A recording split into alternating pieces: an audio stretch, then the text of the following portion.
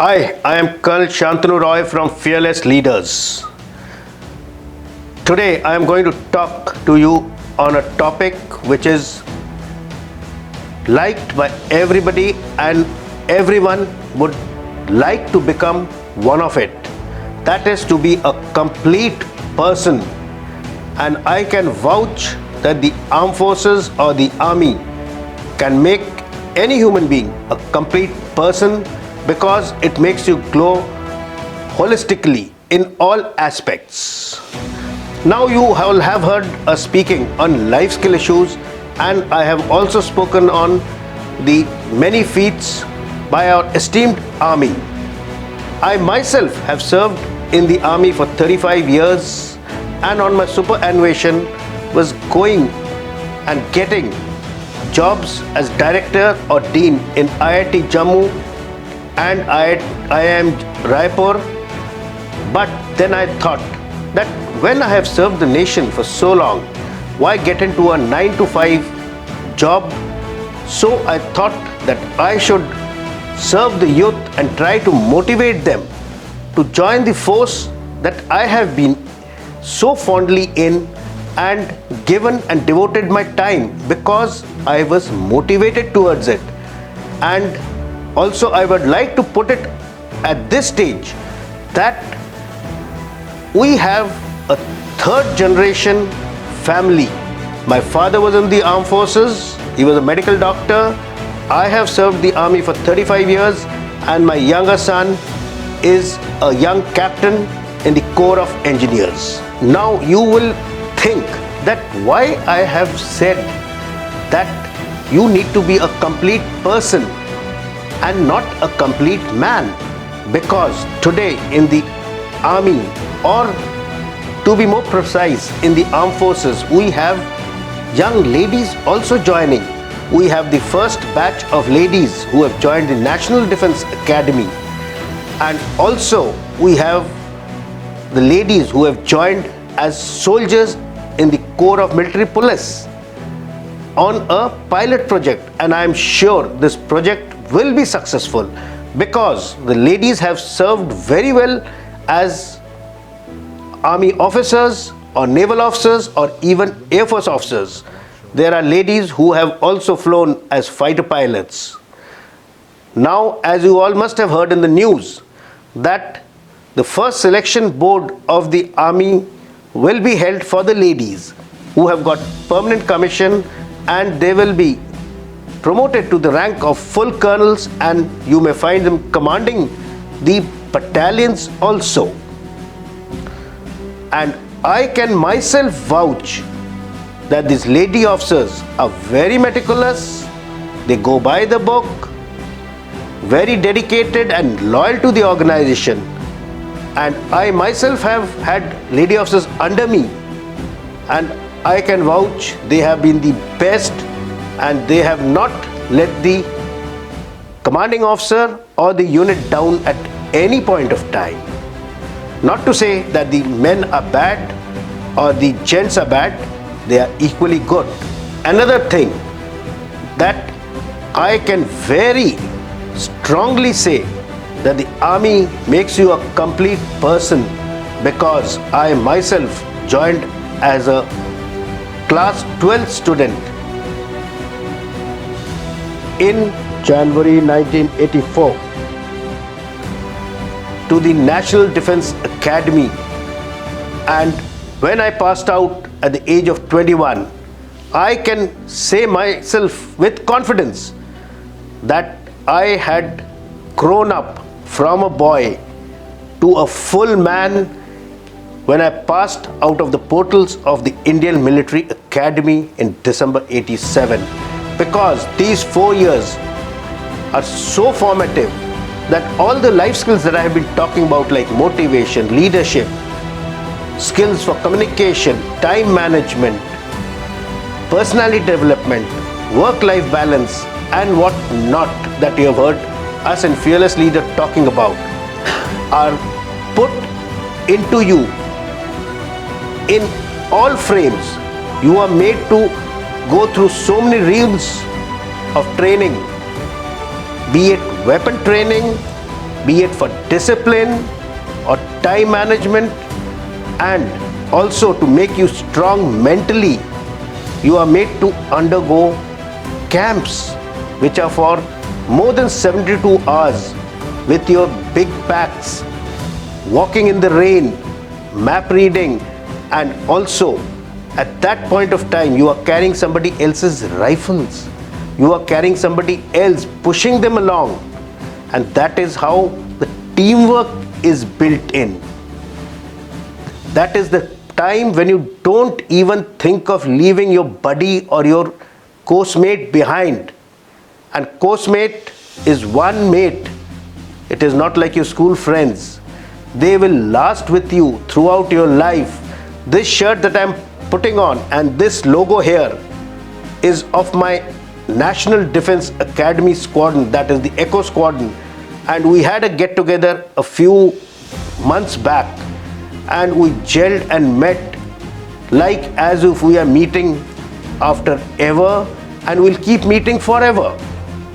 So that is the kind of bonding. Other than your family, you would like to die for your course mates. That is, after the nation, your course mates come. So that is the kind of teamwork and bonhomie that has been developed in those 4 years of training. And in that training, it is not only the military training, it is something called the ragda which is there. The kind of sessions that we have that build you up and make you gel into one as a team, so that we can fight battles together, work together, and communicate together. Now, during the training, you are being formed from a young chit of a boy to a fully grown person, and your training encompasses things like horse riding, boxing, even debating. And do not think that in the National Defense Academy or the other training institutions of the Indian Army or the Armed Forces, it is only physical. Everything of studies is also there. You get a graduation degree. Today they give you a BTech degree also. So you can understand the training is not like any other normal engineering or a medical college. Here you are training for physical, training for drill, and also you have to pass your academic subjects. So you have to study for it. It's not a cakewalk, my dears. You have to really study for it to get a CGPA, because the cutoff CGPA of passing is only about 5, which is a very comfy CGPA in the engineering colleges. And there are students or cadets who get above 7.5 of CGPA. So studying in that kind of an environment where you know the next day morning you have to go for your PT or drill or other military training is really tough. So that is where the boys and girls in these academies are made mentally tough, because if you are not tough in war mentally, physicals will not just matter, because your mental toughness is what matters in hard times.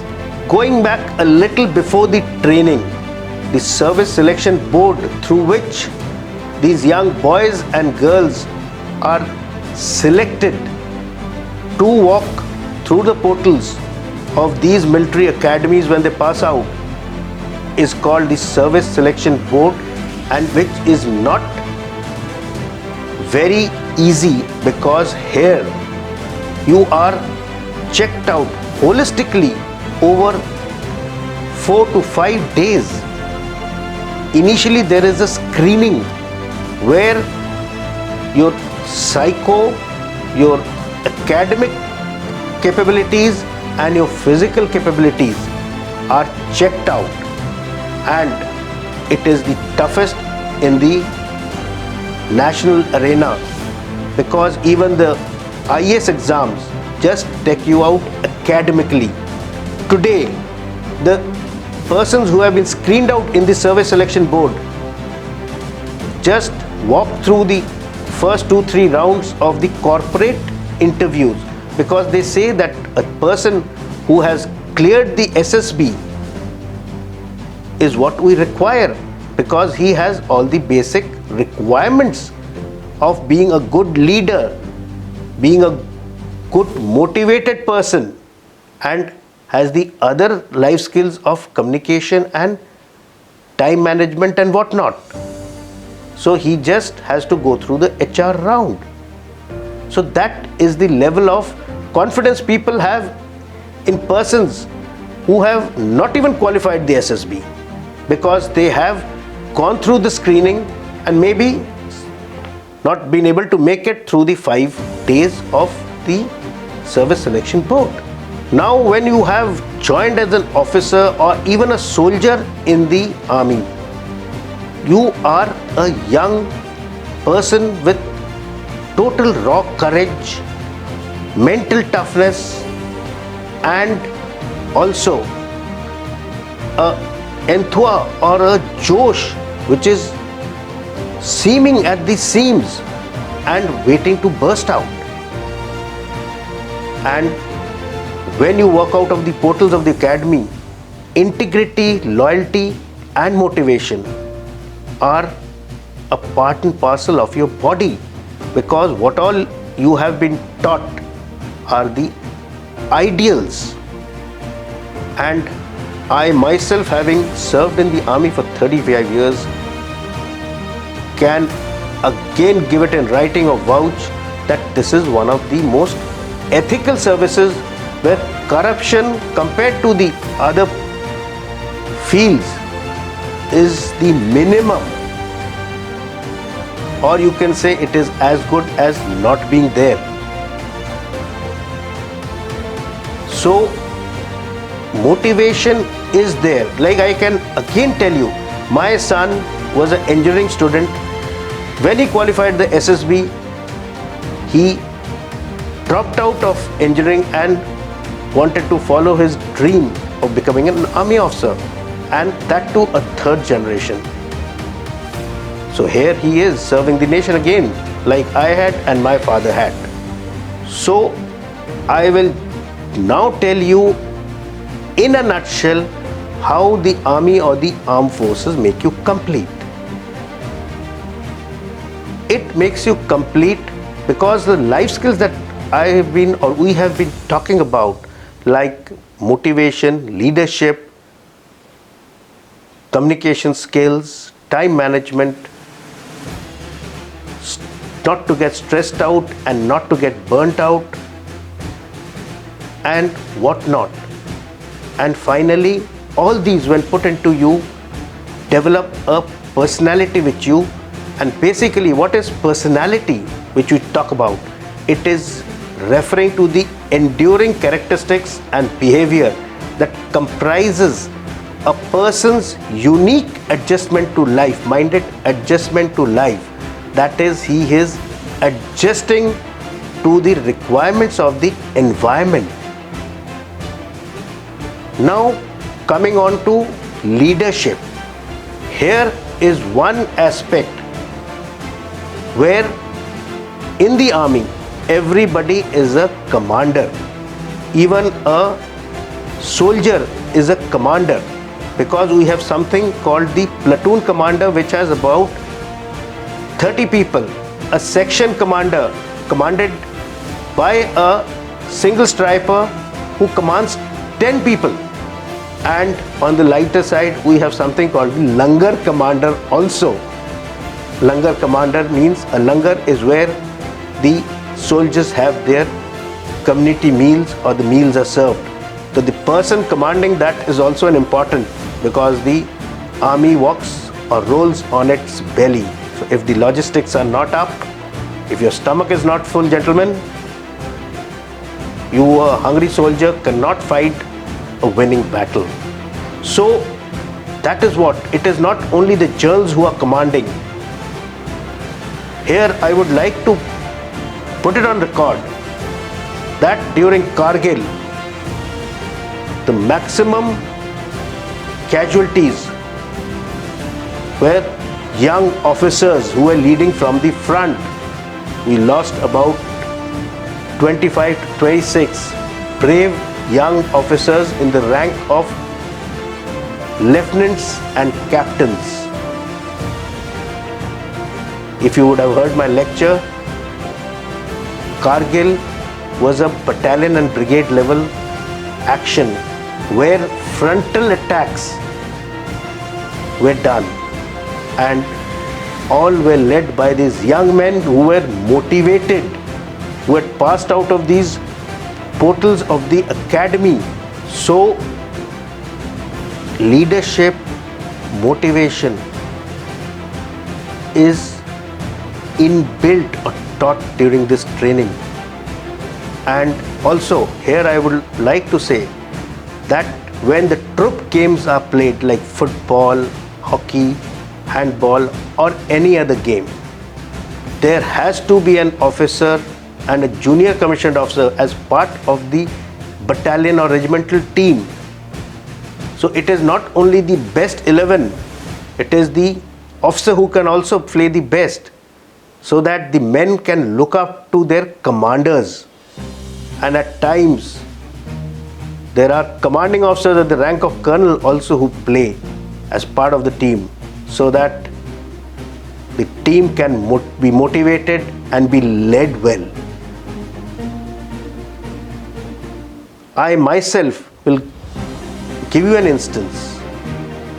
When I was commanding my workshop, I myself am a short person, but to motivate my own boys who were playing, I played for the unit basketball team. Though it is not my game has been football and golf, but though I was short and maybe I was not scoring, but you will not believe, as I was leading them, my team did not let me down, and I was dribbling and passing, and the tall ones were scoring. And it was a proud moment for me when we won the brigade championship. My workshop or our workshop won the brigade championship. I didn't feel short at all. I felt I was 6 feet 4 inches. So that is the kind of feeling you get when you lead your team and your men look up to you, and your shortcomings are not your shortcomings but your strengths. Then the question comes up of teamwork, because if there is no teamwork, or this fist is not there, not the separate fingers, the fist together, and teamwork is basically the mantra in the armed forces, because here, mind it, you are leading your men to death. So every decision of yours matter, and your decisions have to be fast ones.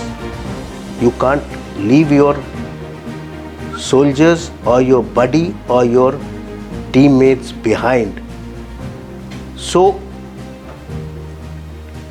you are made to work together. In the unit, there is something called the training cycles. The men and the officers and the JCOs, that is the junior commissioned officers, they all train together through the cycle so that they can fight well, because the more you sweat in peace, the less you bleed in war. And then only can you shout your unit war cry and bash on regardless. Here I will give you a little example of maybe being motivated, teamwork, leadership, everything mixed together I still remember those 3 winter nights in Gurdaspur where I was posted as a young captain. We had something called the huge crane. They were called the MAN. They were German made. We still remember they had gone to load something or some items onto the military rakes. And all of a sudden, this huge crane toppled over and fell down on the railway lines across the platforms. All mayhem broke loose because it was a main route and all trains had to be stopped or diverted. They were the express trains which were diverted. The goods trains were stopped, causing a lot of loss of revenue and also delay in the movement of the passengers. My workshop was immediately requisitioned and my OC or officer commanding at that time gave me the job of recovering this huge crane. We put our light recovery cranes in tandem in various pulley arrangements like had been taught during training, and we started the work. And you will not believe we did not take off our shoes. Our food came there because we had to do it on priority. We took some help from the civil administration also, and it took us somewhere near to 72 hours to get it back and off the tracks. And that is where teamwork matters. Nobody moved back or said that I am hungry and will not do it, though it was a peacetime job. But then we all as a team did it. And that is because all the men were motivated and nobody talked about food and hunger. And also everybody had been knitted together in a single team. So this is how the machinery basically works. Then coming on to time management.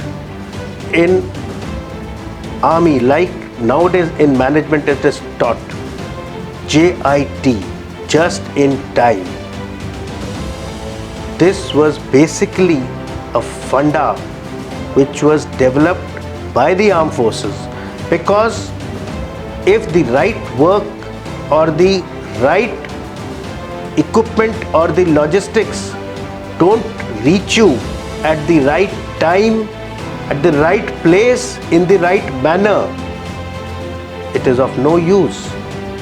Because if I need my equipment here at this time, it has to be there, or it is of zilch.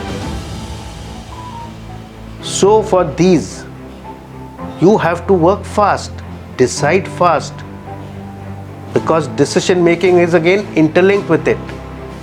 Like I keep saying, make a decision, let it be right or wrong, because if you don't make a decision, it is of no use. The men are waiting for orders, your team is waiting for orders. So a decision has to be there, because even if you take a wrong decision, it can be corrected. But if there is no decision, nothing happens. You are in the blue. So the armed forces or the army teaches you all this, because during training there is something called the Pittu parade. You are made to change your dresses and your equipment in a given time by your seniors as a punishment. And this really makes you work fast, change fast and think fast also. Because you know, if you don't change and reach back report to your senior who is making you do all this, you are in for bigger trouble. So better is to do it fast and finish it off. So that also makes you be able to manage your time in a better manner. Then there are other fundamentals of time management which I have been telling you in other lectures, are taught during our training, like how to organize your work, how to put it into place, think, because for this planning, foresight and preparation is required, and rehearsals, because if your work or your attack plan or any other job is planned and rehearsed, it will function and you will achieve your goal in a very oiled out fashion instead of creaking like a rusty machine. So here comes planning. So I would like to say that everything is not singularly achievable. Everything has to be woven in. All these life skills, when woven in into a person, make you complete. And that is how you develop your personality. Then the basics of etiquette and mannerisms are automatically taught with the mess culture and all. Your sense of dressing and the kind of dresses. The armed forces have dresses for all occasions and they are clearly mentioned out. And sometimes if you feel what to wear for a certain occasion, put on your uniform. You are never wrongly dressed. So these things, like in today's world, you will find a young man not shaving for 2 days, 3 days, having a stubble, because stubble is a style nowadays. But in the armed forces, that is not the way, especially in the army, because the naval officers or the naval sailors, they are allowed to grow beards because of their work environment. But in the army, you don't grow a beard unless you are a Sikh gentleman. So you shave, you don't go around unshaved. You put on a tie, don't carry a tie in your pocket. कि मैं office में, before going into my boss's office, will put it on. Because if the boss walks out and you're caught without a tie, then what? Because life doesn't give you opportunities and you are caught on the wrong foot. So it is always better to be ready for it. Have your mannerisms and etiquettes in place. Then you look soft and more nice. And then in the army, we never say I. It is we or our unit or our battalion, our brigade, or whichever level of command it is. Because I means you are selfish, you lack teamwork. It is always we, so that we all can grow together. And when we all grow together, we become a complete person. And that is what the army makes us, a complete person. So please follow us, listen to us, and subscribe to our channel so that you can learn more and climb the ladders of success. Jai Hind.